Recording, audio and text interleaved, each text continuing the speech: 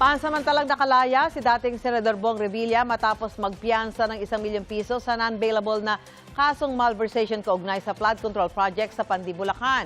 Paliwanag ng Sandigan Bayan, wala raw matibay na ebidensya laban sa dating senador. Ang reaksyon dyan ng ombudsman na nagsampa ng kaso sa unang balita ni Jonathan Andal.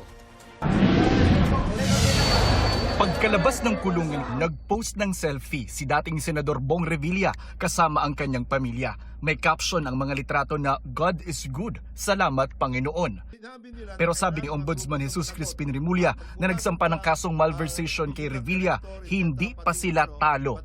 Sabi ni Remulla, inasahan na nilang mangyayari ito dahil tila trinabahoan niya ang pagpayag ng korte na makapagpiyansa ang dating senador. Kasi we predicted this to happen. Alam na namin ito, meron talaga mangyayari na mukhang tinatrabaho na magkaroon ng grant of bail. Pero it's an eye-opener that we have to fight harder for this battle, for us to win the war against corruption. Ani Remulla, gusto niyang makausap si Chief Justice Alexander Resmundo na magre-retiro na sa Nobyembre. Maybe we have to look at in the selection of people that are there, yung kanilang staying in office should always be looked upon by the Supreme Court. Titignan ng bibigyan ng test yung mga tao na pwedeng umaabuso. Dati nang kinwestiyon ni Remulla ang umano'y korupsyon sa hudikatura, non-bailable o walang piyansa ang kasong malversation. Pero humiling si Revilla sa Sandigan Bayan na payagan siyang magpiyansa na pinagbigyan ng korte sa halagang 1 million pesos.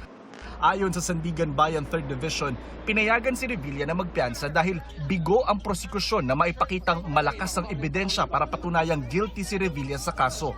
3 maestrado ang nagdesisyon sa piyansa ni Revilla, sina Associate Justice Fritz Brian Anthony de los Santos, Ronald Moreno at Carl Miranda, ang mismong chairman ng Sandigan Bayan 3rd Division. Si Miranda lang ang hindi sumang-ayon na payagang makapagpiyansa si Revilla.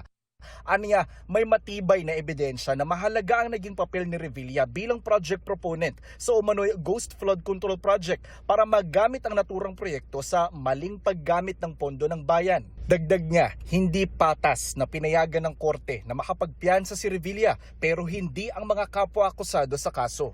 Malakas naman kasi anyang mga ebidensya na si Revilla ay hindi lang basta kasali kundi mahalagang instrumento sa umano'y sabuatan na established din naman daw na personal na tumanggap si Revilla ng paunang kickback alinsunod sa sinasabing kalakaran sa flood control projects. Sa kasong inihain ng Ombudsman noong Enero, sinabi nitong nagsabuatan si Revilla at 6 na kapwa-akusado para ilabas ang 76 million pesos para sa flood control project sa Barangay Bunsuran, Pandi, Bulacan na non-existent pala ng inspeksyonin. Pangalawang pagkakataon na ito na makulong ni Revilla. Una noong 2014 nang kasuhan siya ng plunder at graft matapos madawit sa pork barrel scam. Pero na-acquit siya sa plunder noong 2018 at sa graft noong 2021. Acquitted siya, pero pinasoli yung pera sa kanya. Okay. Ano yung sabihin nun, di ba? Nasa na, but hindi pa nakukuha yung 123 million na pinababayad nila. 1, 2, 3? 123 million. Matagal na Kay yun. Bong Revilla. Matagal na yun. ganun. Matagal na yun. Kasama niya sa judgment of acquittal. Sinusubukan pa namin kunan ng pahayag dito ang Sandigan Bayan at si dating Senador Revilla. Para sa unang balita, Jonathan Andal, GMA News.